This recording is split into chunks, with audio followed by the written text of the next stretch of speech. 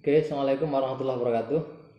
Kembali ke acara rasan-rasan politik yang dihelat oleh Nalar TV. Kali ini kita akan diskusi dengan Mas Haris Azhar. Temanya soal PSBB dan potensi pelanggaran HAM dalam penanganan wabah COVID-19. Di Jakarta, putusan PSBB ini sudah ditetapkan sejak tanggal 10, artinya sudah sehari.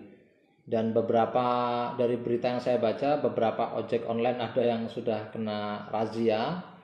Dan mereka juga merasa keberatan sebenarnya karena pembatasan yang dilakukan oleh pemerintah, kebijakan ini dianggap merugikan oleh kawan-kawan ojek online karena mereka nggak bisa lagi untuk melakukan antar jemput penumpang.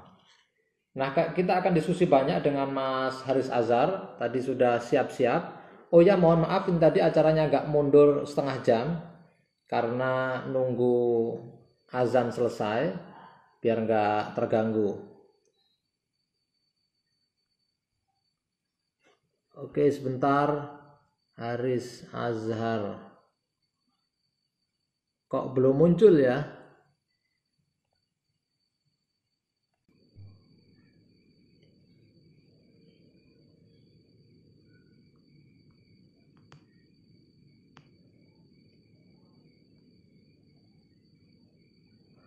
Sebentar kawan-kawan, nunggu Mas Haris bergabung. Saya tidak ingin banyak berkomentar soal PSBB, takut nggak yang lebih banyak berikan pandangan-pandangannya nanti. Halo, Halo, Assalamualaikum. Waalaikumsalam. Ini salaman jarak jauh sekarang nih. Siap, Sehat Mas ya? sehat, alhamdulillah. Ya. Sejauh ini Mas, sehat. ini kawan-kawan nih pengen dengar pendapat Mas Haris nih soal pemberlakuan PSBB, juga tempo hari disinggung pemerintah mau menerapkan darurat sipil.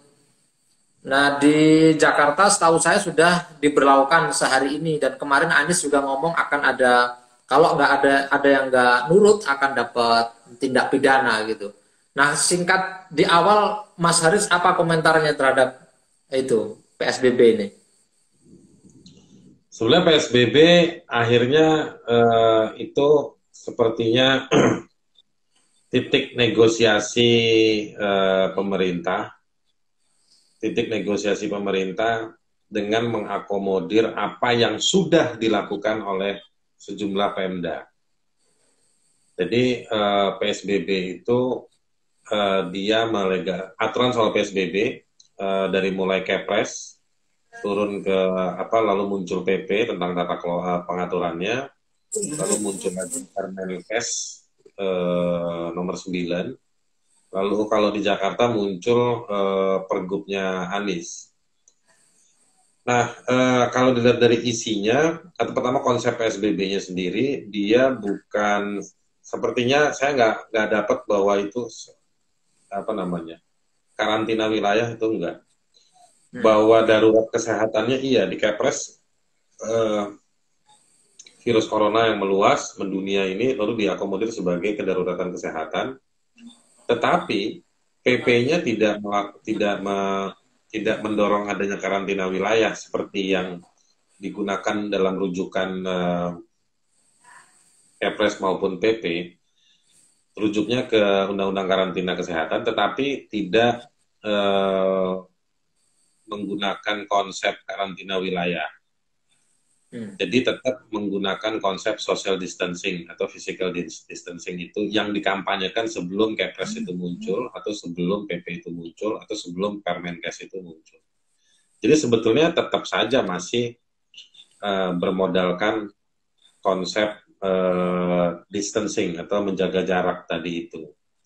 Nah, yang berbeda kemudian dengan PP lalu turun ke Permenkes dan pemerintah daerah bisa mengajukan penetapan pemberlakuan itu. Uh, apa namanya, dia boleh kemudian membubarkan sejumlah kegiatan atau eh, memberikan signal. Saya pakai bahasa memberikan signal karena saya nggak tahu teknisnya gimana. Apakah setiap masjid dan gereja atau tempat ibadah lainnya harus minta izin atau gimana? Saya nggak paham. Tapi hanya memberikan signal bahwa sejumlah kegiatan-kegiatan itu eh, perlu ditiadakan. Nah, kalau di Permenkes itu disebutkan ada sejumlah hal yang perlu ditiadakan, kira-kira bahasanya begitu ya. Kalau di PP hanya tiga, kegiatan pendidikan, kegiatan di fasilitas umum atau kegiatan umum, dan juga kegiatan-kegiatan lainnya. Di Permenkes ada sejumlah hal tambahannya, tetapi ada juga pengecualian. Nah, pengecualiannya itu misalnya ada yang nggak jelas itu soal industri strategis. Jadi di pemberlakuan PSBB ini masih dibolehkan sejumlah hal, misalnya transportasi. Dan yang menarik saya itu, saya coba cari referensinya adalah soal industri strategis. Saya nggak paham industri strategis ini apa, tapi saya khawatir pengecualian industri strategis dari PSBB ini adalah bagian dari eh, tetap bekerjanya sejumlah pabrik-pabrik atau perusahaan-perusahaan berskala besar, di mana ada kumpulan orang yang akhirnya gagal untuk memelihara jarak atau makna dari aturan dari Permenkes nomor 9 tahun 2020 itu. Jadi, Gus Roy, saya mau bilang bahwa PSBB ini nggak terlalu dia bukan karantina wilayah, dia hanya mengakomodir apa yang sudah dilakukan oleh pemerintahan daerah. Jadi tidak ada sesuatu yang baru, tidak ada penegasan dari PP maupun dari Permenkes untuk menyatakan bahwa pusat akan menanggung sejumlah hal A, B, C, D ketika daerah tidak mampu. Itu nggak ada pernyataan itu. Kalau kita baca di Permenkes 9 tahun 2020 itu bahkan membebankan kepada daerah bahasanya sebagai syarat.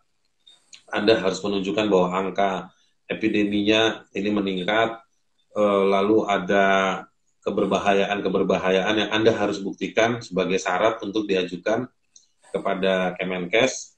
Nanti menterinya nanti akan mengeluarkan izin.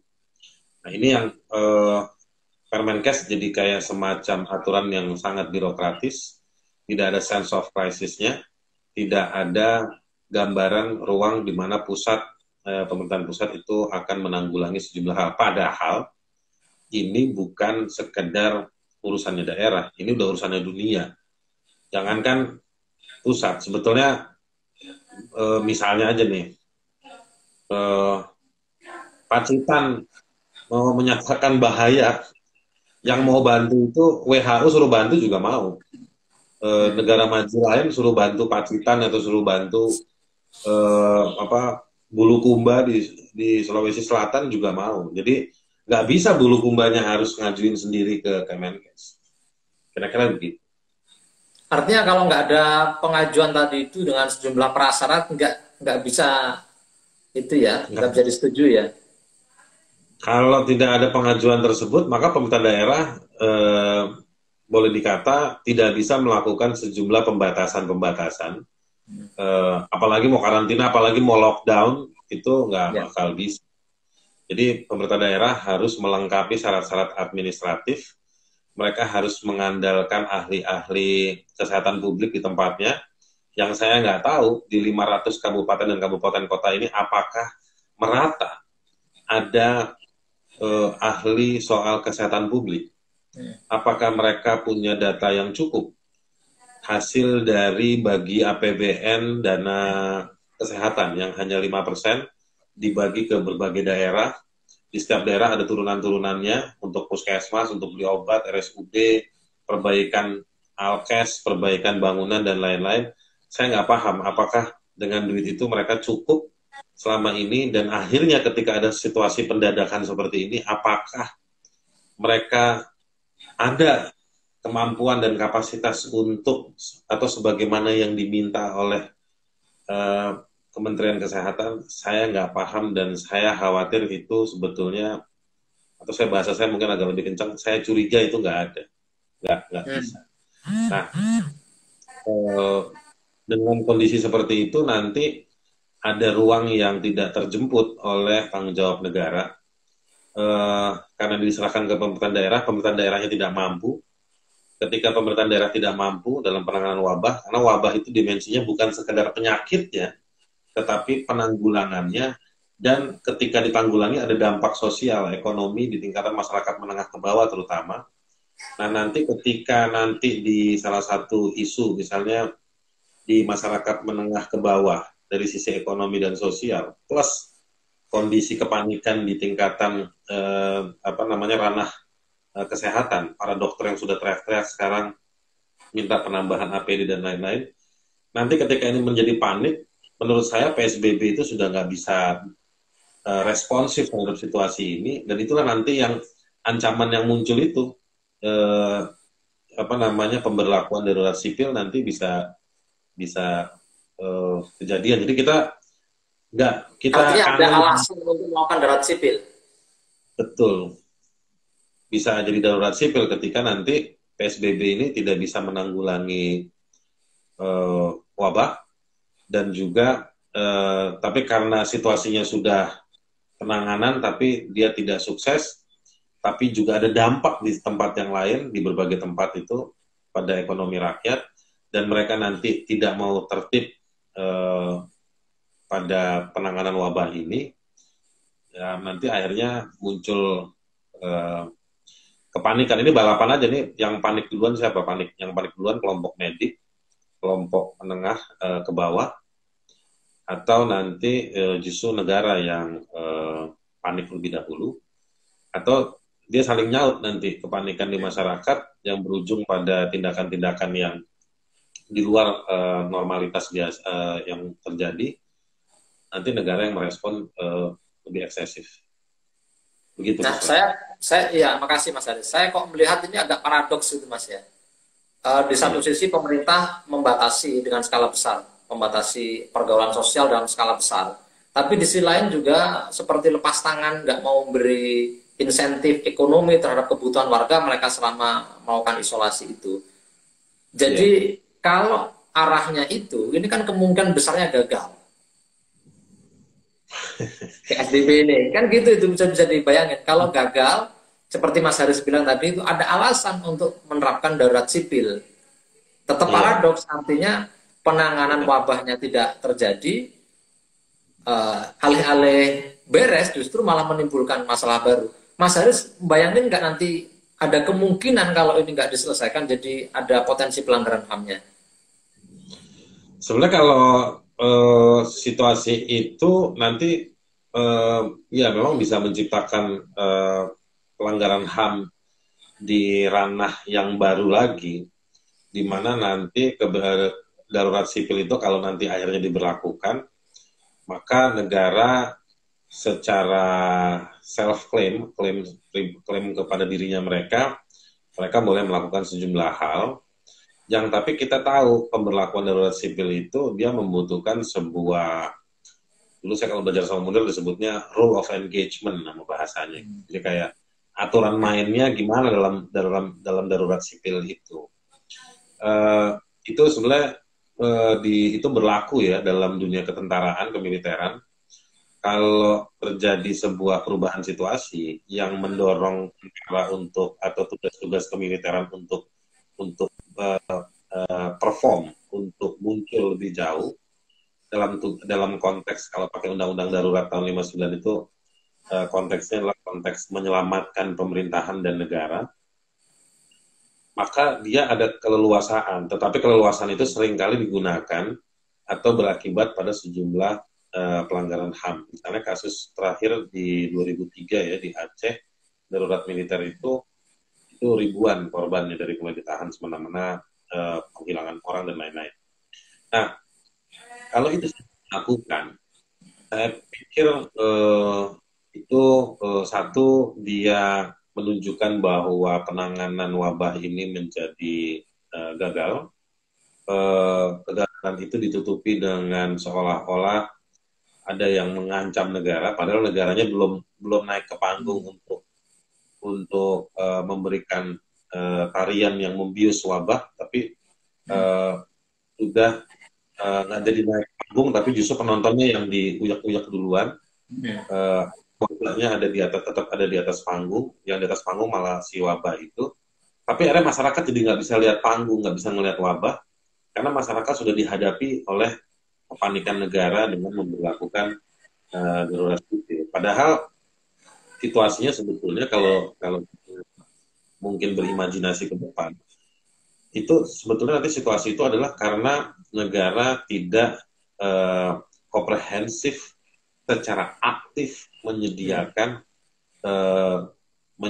informasi, tidak aktif dan tidak kontinu, tidak terus-menerus menyediakan kebutuhan-kebutuhan masyarakat, dan tidak aktif dan tidak kontinu dan tidak aman dalam konteks memberikan bahan-bahan buat para pekerja medik, yang menurut saya sekarang kepanikan itu sudah menyebar ke daerah.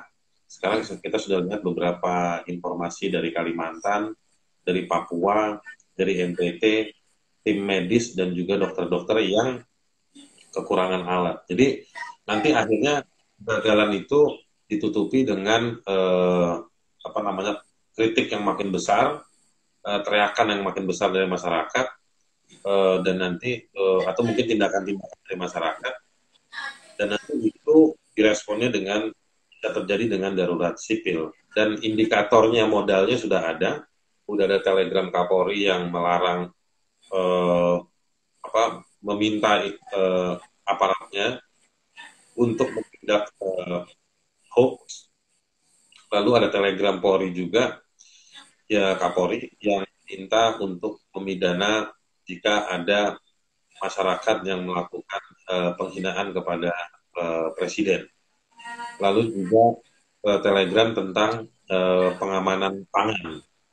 Nah, artinya itu semua adalah pintu masuk untuk mengelola masyarakat.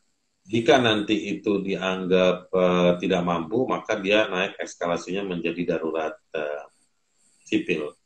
Nah, ini imajinasi yang saya khawatir. Mungkin kita dalam 2 jam terakhir ini dapat juga beberapa link berita pernyataan dari Kapolda Metro yang mengatakan mau ada tindak pidana kelompok anarko. Yang saya agak bingung, saya baca pernyataannya, sepertinya itu kayak ada laporan intelijen yang mengatakan bahwa ini anarko akan bergerak dan lain-lain. Nah, ini saya nggak paham atau khawatir, justru saya mau menganggap statement ini kurang tepat. Hari ini harusnya negara memastikan bahwa mereka memegang kontrol terhadap kebutuhan masyarakat, dan juga yang paling utama adalah penanganan wabah. Kalau kita sejajarkan secara paralel dengan sejumlah hal yang lain, Gus Roy, misalnya si Agus juru bicara masih ngumumin yang sebetulnya kan lagunya sama tuh ya, tiap hari nongol gitu, sekarang seminggu saya pakai masker terus, angkanya udah naik segini, angkanya naik segini, angkanya segini. Gak ada yang lain yang disampaikan selain angka-angka itu aja yang ditungguin sama masyarakat. Itu di satu sisi. Yang kedua, kita masih banyak mendengar bagaimana barang-barang alkes ini masuk. Tapi sebenarnya standarnya pemerintah apa? Kita nggak pernah tahu sampai hari ini apa sih alat yang mau digunakan oleh pemerintah. Rapid test, swab test, PCR. Nah, lalu kita dengar ada orang Indonesia sudah bikin karya PCR yang sebagaimana banyak hari. Itu yang paling tepat. Tapi Singapura, India malah beli karyanya orang Indonesia. Tapi Indonesia sendiri nggak beli. Nah, saya khawatir ini dijadikan ajang para importir juga untuk berdagang dalam situasi ini. Saya punya informasi tentang barang yang keluar dari pelabuhan itu harganya berapa, tapi harga yang dibeli itu harus berapa. Itu bedanya jauh sekali. Jadi menurut saya kalau disejajarkan ini semua, kita tidak melihat ada progres, tapi yang kita temukan justru apa namanya, balapan informasi yang menurut saya kita belum tahu ini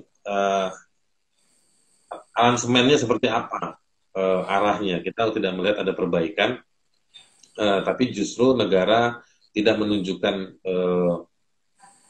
apa namanya, nggak ada titik positif yang kita bisa jadikan rujukan harapan untuk sama-sama kita lihat atau kita jadikan pegangan dari sebuah bandul itu.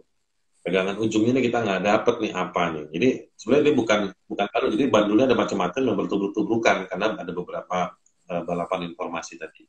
Gitu Gus. Berarti ya kalau ngikutin imajinasi tadi ngeri banget, Mas. Iya, Itu sebenarnya sih bisa kalau memicu terjadi konflik sosial yang lebih luas. Artinya wabah ini dengan penanganan pemerintah yang begitu punya legitimasi untuk tindakan represif ini kan memicu konflik sosial yang lebih luas. sebetulnya kan ketegangan sosial sekarang sudah ada. Misalnya orang nggak boleh dikubur. Eh, itu satu. Yang kedua soal lepasnya para tahanan. Eh, misalnya ada orang yang bilang, ya, tapi kan benar buktinya mereka baru keluar nyolong. Ya, memang benar. Kalau pakai konsep orang yang baru perubahan politik ada konsep namanya DDR, disarmament, dimobilisasi, disarmament dan rehabilitasi. Orang yang baru keluar dari penjara, yang nggak punya rumah dan nggak punya pekerjaan, nggak pegang uang, mereka mau ngapain? skillnya mencuri. Skillnya itu nyolong. Iya. Iya. Terus dia ketemu sama situasi yang kok ini bikin sugesti, kangen loh, kok ini kosong jalanan, ada motor nangkring, jadi curi. Gitu. Nah itu makanya, jadi Yasona Lawli itu sama teman-temannya di Kumham nggak bisa hanya ngebebasin. Harusnya juga membuat satu perangkat kontrol. Kan orang itu belum selesai menjalani hukuman. Jadi dilepas, tapi dia harus tahu Anda dilepas ini pulang kemana. Siapa yang tanggung jawab? Nanti kalau petugas kami mau ngontrol Anda masih ada atau nggak kabur kemana-mana, nggak ngulang kejahatan, itu siapa? Nah itu semua harusnya, jadi melepas itu bukan dibebasin kalau orang Jawa bilang apa, diucul gitu aja kayak burung gitu, nggak bisa. Dia memang harus dilepas, terpantau. Nah, kalau ada pernyataan, ada ditunjukkan bagaimana mereka mantau, masyarakat juga muncul keyakinan, keberanian untuk bilang, oh ya berarti negara bekerja. Kalau ada keyakinan itu psikologis, itu saya pikir ketegangan sosial akan lebih rendah. Nah, termasuk juga misalnya soal mengubur orang yang meninggal. Mengubur orang yang meninggal ini, saya menduga bahwa ada yang menyebarkan info bahwa COVID ini bukan sekedar menular, tapi juga kayak merendahkan martabat manusia. Jadi kayak orang tuh gengsi, nggak boleh si ini dikubur di sini, ini kayak kutukan nanti menyebar ke kita semua. Nah, saya pikir ini tugasnya tokoh-tokoh karismatik, tokoh-tokoh sosial, tokoh masyarakat yang memang perlu untuk di sana. Dan mereka harusnya jadi temannya pemerintah. Nah, ketegangan-ketegangan ini jika tidak dimobilisasi, dilawan dengan memobilisasi sebanyak mungkin, selengkap mungkin, terus-menerus, saya pikir ini justru nanti bisa terjadi sumbu-sumbu itu muncul semakin banyak. Nah itu nanti yang kita bilang nanti pada akhirnya ada semacam chaotic besar. Chaotic besar ini justru nanti menguntungkan negara karena mengalihkan tugas negara yang utama pada penanganan masalah-masalah yang seperti itu. Skillnya pemerintah Indonesia ini kalau dilihat dari rejim-rejim represifnya, demennya yang situasi-situasi kayak begitu. Itu the skillnya ya. Itu dia, skillnya begitu. Bakatnya di situ. Karena dia perform kan, nongol. Iya, iya. Apa namanya? Kalau apa ya? Kalau pakai pendekatan filsafat apa? Empirisismenya itu Ya. dilihat kelihatan bisa diukur, oh ini berapa orang, 300 orang bergerak membantukan ke sana, itu news. Dan buat mereka pimpinannya jadi, woi saya nih yang mimpin. Nah, kalau begitu kira-kira menurut Mas Haris apa yang bisa kita lakukan nih untuk mencegah tidak ada situasi yang chaos, nggak ada krisis yang lebih besar gitu. Apa yang bisa kita lakukan untuk mencegah jangan sampai pemerintah punya alasan untuk melakukan darurat sipil atau jangan sampai rezim ketertiban militeristik dan represif itu bangkit di tengah situasi wabah yang berbahaya. Menurut saya begini, sebetulnya berangkat dari tesis yang hari ini terjadi juga, bahwa sebetulnya yang berdaya di lapangan itu masyarakat, yang bertahan menghadapi wabah ini masyarakat. Beberapa teman itu, saya berangkat dari juga yang poin kedua, saya mau berangkat dengan pernyataan bahwa beberapa teman itu berdiskusi dalam ruang private, dalam ruang yang tertutup, mengatakan bahwa ini sebenarnya pemerintah ini sebetulnya ngumumin angka ada 3.000 berapa ratus orang itu, atau peningkatan 200-300 orang tiap hari itu, ya karena memang cuma itu yang bisa dideteksi. Sebetulnya yang terdeteksi, yang terpapar virus itu eh, ada kecurigaan yang bilang udah puluhan ribu, ada belasan ribu, dan lain-lain. Cuma negara nggak bisa. Dan itu berdasarkan analisis sejumlah lembaga di luar negeri, Indonesia itu yang paling rendah kemampuan mendeteksinya. Bahkan di bawah Thailand, di bawah Malaysia, jauh di bawah Singapura. Yang itu juga membuat heran sejumlah orang di luar negeri, katanya negara G20. Katanya tahun 2045 atau 2040 katanya gaji kita 27 juta. Kok dalam menyisir virus ini kok kemampuannya cuma segitu? Ya, ya, ya. Saya mau sandingkan dengan sejumlah hal yang saya dapat banyak info bagaimana barang-barang alat tes itu yang tidak seragam itu masuk ke Indonesia lewat para importer. Ya kan? Artinya kreativitas kelas menengah ke atas untuk memproteksi diri, mereka nggak mau nungguin negara, itu udah jauh lebih besar. Dan banyak dari orang-orang kaya itu berdonasi. Ya. Ini dalam rangka membangun, menunjuk, saya mau bilang ada daya tahan masyarakat ya, orang kaya yang membantu orang miskin itu udah dari mulai hand sanitizer, bantu disinfektan, rapid test, APD, sumbangan-sumbangan, lalu ada tokoh fashion juga merubah industri bajunya untuk jahit APD disumbangkan ke sejumlah dokter. Jadi sebenarnya kenapa? Hani Avanti apa siapa ya kalau nggak salah kemarin saya baca. Betul, Hani Avanti itu. Nah jadi sebetulnya yang lebih berdaya adalah masyarakat dibandingin pemerintah. Pemerintah itu saya melihat ya itu sebenarnya tugas normal, nggak ada tugas yang luar biasa. Kalau bahasanya Tukul nggak ada yang amazing, ya kan? Jadi melahirkan informasi yang kalau dilihat dari awalnya Januari Februari banyak bohongnya, lalu sadar, lalu sebulan kemudian atau 3 minggu kemudian baru bikin keputusan-keputusan yang sifatnya legal, tetap lalu memutuskan untuk mendonasikan uang yang sebagian uang itu sebenarnya muncul dari Bank Dunia atau IMF. Nah di lapangan daya tahan itu lebih banyak dimunculkan oleh si masyarakat. Meskipun akhirnya kita harus akui, angkat jempol untuk sikap-sikap yang decisif ya, dari sejumlah gubernur. Misalnya DKI, Jateng, Jabar, Jatim, Papua, sejumlah wali kota atau bupati. Menurut saya mereka cukup harus diacungi jempol, cukup berani. Karena mungkin mereka, kalau saya menyebutnya, mereka yang berhadapan dengan situasi perpolitikan, situasi sosial, dan mereka ada dalam ranah politik yang sifatnya lebih ke kayak gaya Athena klasik, jadi politik kota. Jadi mereka yang lihat langsung, mereka yang nggak bisa menghindar, mereka harus beri jawaban dengan situasi-situasi yang konkret. Nah, jadi Ya. saya menyayangkan pemerintah pusat yang tidak berimajinasi untuk membangun sebuah rencana dari situasi. Jadi artinya saya mau bilang situasi buruk ini sebenarnya bisa dijadikan alat untuk kita atau dijadikan momentum untuk kita menjadi lebih baik, dan itu nggak dilakukan. Artinya potensi pelanggaran HAM-nya besar dan potensi naiknya rezim ketertiban tadi itu juga besar, Mas.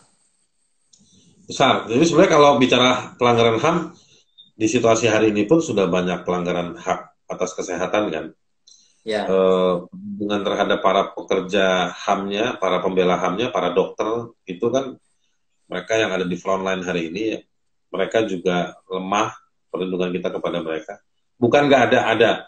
Saya mau Ya. bilang bahwa ada sejumlah daerah, saya pikir info yang saya punya, misalnya Ridwan Kamil, Anies Baswedan, mereka cukup maksimal membantu. Tapi saya ngeri ngelihat ketersediaan kualitas secara umum. Saya mau bilang dunia medik di sejumlah daerah, terutama di Indonesia Timur misalnya, itu menurut saya bukan salahnya mereka, tapi salahnya negara yang nggak pernah membangun kapasitas kepada mereka. Dan akhirnya itu nanti mengganggu terpenuhinya hak kesehatan masyarakat. Itu ada pelanggaran HAM di situ. Belum lagi yang juga jadi perhatian saya adalah soal bagaimana serangan-serangan terhadap orang-orang yang mencoba memberikan informasi, membangun awareness. Mereka dituduh hoax, kemarahan, mereka nggak dapat akses seperti yang di Bali. Mereka nggak bisa dapat akses ke sana dan kemari. Dia posting live di Facebook, lalu malah dipidana. Menurut saya ngapain sih negara buang-buang waktu yang seperti itu? Makanya ada joke yang benar. Yang ditahan dan dibebasin, yang di luar malah ditahan. Iya. Jadi menurut saya nggak masuk akal. Jadi ngapain negara buang-buang energi di situ? Lebih baik negara memberikan upaya pemulihan, penanganan yang lebih maksimal dengan memastikan ketersediaan, aksesnya, kualitasnya itu diperbaiki, dimanfaatkan. Nah ini menurut saya yang yang kurang memuaskan lah. Kita lihat masih di level-level yang minimum, dan akibatnya banyak orang yang nggak dapat hak di bidang kesehatan. Mereka juga terancam nggak dapat informasi, dan akhirnya situasi ini nanti memunculkan kegelisahan, pakai bahasa sopan sebelum bahasa chaos. Ini muncul penanganan yang jauh lebih represif. Nah, di situ nanti akhirnya kita muncul dari satu peristiwa pelanggaran HAM menuju ke peristiwa-peristiwa lain yang lebih besar dalam soal pelanggaran HAM, dan nanti nambah lagi kita catatan buruk pelanggaran HAM di Indonesia yang dulu-dulu, yang kemarin nggak selesai, hari ini misalnya 3 tahun Novel Baswedan nggak selesai kasusnya, muncul lagi yang baru-baru. Mas, kalau komentar Mas Haris tentang Omnibus Law gimana, Mas? Ini kan pertama juga ngotot juga kan? Maksud saya begini, nggak hanya di Omnibus Law-nya aja yang bermasalah dan harus dibatalkan, tetapi konteks hari ini dan juga subjek yang menangani pembahasan Omnibus Law itu juga nggak tepat. Jadi kalau yang nomor 1 tadi soal Omnibus Law-nya, kita udah sama-sama tahu lah Omnibus Law itu harus ditolak, kenapa alasannya. Tapi yang kedua yang ingin saya sampaikan adalah di momentumnya hari ini adalah momentum penanganan wabah. Pemerintah lewat juru bicaranya, lewat siapa selalu bilang kita harus bersama-sama, yang kaya harus bantu yang miskin, ini saatnya kita mengulurkan tangan, turun kerja, apa semua segala macam dipakai yang seolah-olah ngelempar kepada kita. Tapi saya mau bilang oke, kalau gitu ini namanya tugas rame-rame. Tapi begitu tugas rame-rame, di dalam pemerintah sendiri nggak ada yang mau ikut rame-rame nanganin wabah. Dia malah melipir sendiri. Ya, ayo kita bahas Omnibus Law gitu. Ini kan namanya 378 penipuan. Kita disuruh rame-rame diem di rumah. Yang itu itu akan membatasi hak partisipasi kita secara fisik untuk mengawasi, turut serta, memprotes pembahasan Omnibus Law. Jadi sebetulnya ini yang tadi saya bilang, mencuri atau nyolong atau nikung di momentum ini. Orang disuruh bekerja mati-matian membantu bersolidaritas, ya, bahkan negara ngelempar nomor rekeningnya, ayo nyumbang ke sini buat negara, ya kan? Minta sumbangan ya negara ya. Negara minta sumbangan, belakangan negara jual surat utang, Ya. diprotes surat utang luar negeri, mereka bilang enggak nih jual surat utangnya ke dalam negeri. Katanya kita suruh bantu orang, kok disuruh kita suruh beli surat utang sekarang, ya kan? Nah, itu pun dibayarnya 30 tahun, 50 tahun, ya kan? Jadi orang-orang yang tua-tua bilang, ngapain saya beli? Orang baru dibayarnya 30 tahun, keburu lewat kita ini kan, kalau lihat life expectancy kita.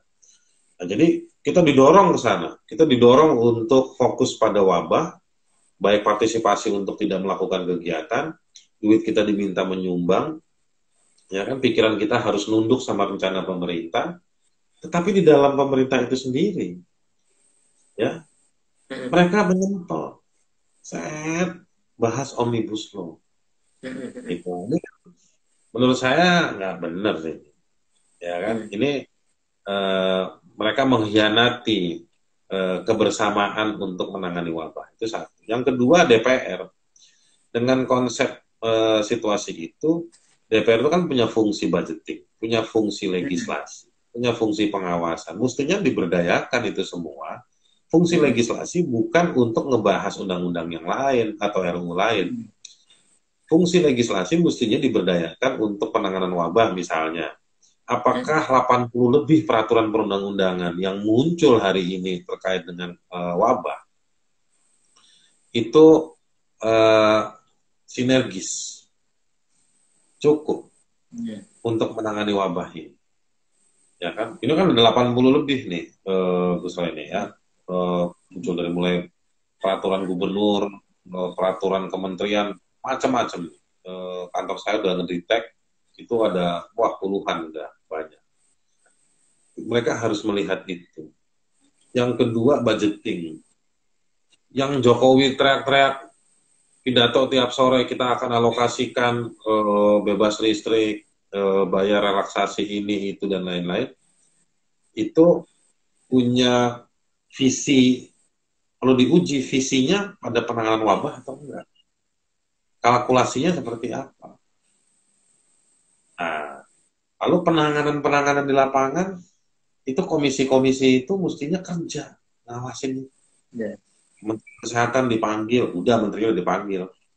Tapi harus detail pada sektor alat kesehatan, jumlah kapasitas, perlu atau tidak kita berdayakan mahasiswa-mahasiswa ilmu kesehatan yang ada di berbagai kota. Bagaimana membantu pramuka diperbantukan, bagaimana logistik, semua dicek. Jadi energi itu harusnya di sana. Bukan tiba-tiba ngebahas Omnibus Law. Ya kan? Apakah harus punya baru tahun ini undang-undang? Nah, yang terakhir saya mau bilang, tugas DPR membuat proyeksi. Kalau Omnibus Law, taruh Omnibus Law Ibu Kota Baru, disahkan tahun ini, maka proyek dimulai tahun. Nah, sekarang saya mau sandingkan dengan Corona ini. Corona ini, mudah-mudahan, insya Allah, mari kita berdoa, 2-3 bulan selesai. Tapi kan dampaknya ini panjang. Bisa sampai tahun depan. Apa kontribusi negara untuk terus membangkitkan gairah ekonomi rakyat di tahun 2021 dampak dari Corona ini? Ya kan? Nah, maka budget yang misalnya dipotong oleh Wisnu Tama, kemarin saya baca berita 500 miliar dialihkan untuk ini, itu untuk tahun ini aja, untuk tahun ke depan juga. Nah, kementerian-kementerian yang lain seperti apa? Pemerintahan daerah yang lain seperti apa? Nah, itu semua harus dikawal oleh DPR. Jadi menurut saya kalau ada DPR yang masih mau terima duit untuk beli mobil baru, DPR yang mau kerja untuk ngebahas Omnibus Law, menurut saya itu nggak etis, nggak pantas, nggak layak, nggak elok. Menjadikan diri mereka kayak musuh buat masyarakat. Orang lagi susah payah seperti ini, malah mereka nggak empati, malah mereka justru menunjukkan karakter politik di zona yang kejam tadi. Ya, nunjukin bakatnya malahan. Iya. Ya, menarik sekali sebenarnya Mas. Artinya ini kan paradoks-paradoks ini muncul ke permukaan. Jadi kalau sekarang misalnya Kapolri mengeluarkan statement atau edaran untuk bisa menangkap sewaktu-waktu masyarakat atau kelompok yang dianggap menyebar hoax, mengkritik pemerintah Jokowi atau dianggap melecehkan, itu kan sesungguhnya paradoks karena pemerintah sendiri kok membuka aibnya sendiri ini. Iya, betul. Di satu sisi meminta masyarakat untuk diam di rumah, mereka malah ngotot pengen membahas Omnibus Law. Bahkan Presiden Jokowi tempo hari juga kan nyebar-nyebar sembako itu di jalanan. Mestinya bisa ya, lebih dari itu. Gitu. Ya, bisa lebih dari itu atau mungkin memang cuma itu yang kemudian bisa dikerjakan. Ya skillnya mungkin itu. Itu tugasnya YouTuber itu Mas. Iya, sampai tuh yang artis ngetop YouTuber itu yang rame di Twitter. Iya, siapa namanya itu? Cewek itu. Atta Halilintar. Bukan Halilintar, petir apa-apa gitu, ya kan. Tapi yang kalau bagi-bagi begitu bisa, udah banyak yang bisa. Jadi menurut saya memang apa ya? Makanya tadi itulah tadi yang saya bilang, ada kapasitas negara yang harusnya jauh di balik awan, tapi dia bisa kelihatan sama masyarakat. Nah ini enggak, justru ada di bawah. Jadi negara itu bukan bikin kebijakan yang punya dampak di bawah, yang menjawab masalah, tetapi dia justru ada di bawah untuk seolah-olah menunjukkan bahwa saya bersama Anda. Padahal bukan soal saya bersama Anda dalam konteks yang seperti itu. Bagi-bagi beras itu bukan. Lagian beras yang dibagi berapa sih? Dipakai makan 4 hari. Nah, jadi dalam hak asasi manusia itu ada satu prinsip yang namanya answerability. Sebenarnya tanggung jawab negara itu ditunggu dalam rangka untuk bisa menjawab masalah. Gitu. Jadi bukan dia dekat sama rakyat, yang kalau Jokowi bilang Anda harus salaman sama rakyat supaya bisa merasakan. Ya, itu simbolik, bukan dalam arti harfiah Anda harus kerjakan tangannya, ya kan? Iya. Ini punya bercandaan di teman tongkrongan saya, ada Ali Topan anak jalanan, ya kan? Nah, kami plesetkan menjadi Ali Sopan anak salaman. Nah, Ali Sopan kalau nonton di bioskop, dia salaman sama semua orang di bioskop. Selesai dia salaman, habis Pak.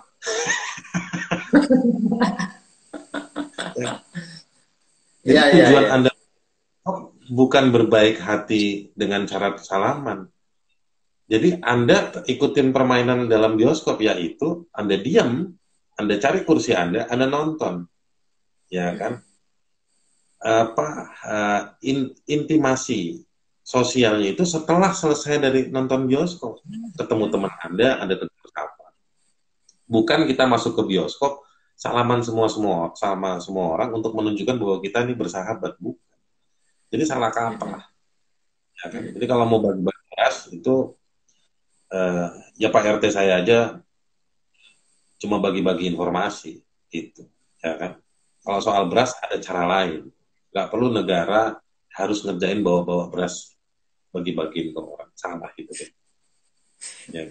Oke Mas, menarik sekali. Nah, ini terakhir Mas, obrolan terakhir, biar rasan-rasan politik ini bisa berlanjut gitu, dan nggak dianggap sedang berusaha untuk melecehkan wibawa pejabat tinggi negara. Gitu. Apa saran Mas Haris yang harus dilakukan oleh pemerintah? Apa 3 hal atau 5 hal resep harus begini? Itu aja deh. Gitu. Menurut saya yang penting itu soal soal keterbukaan informasi ya.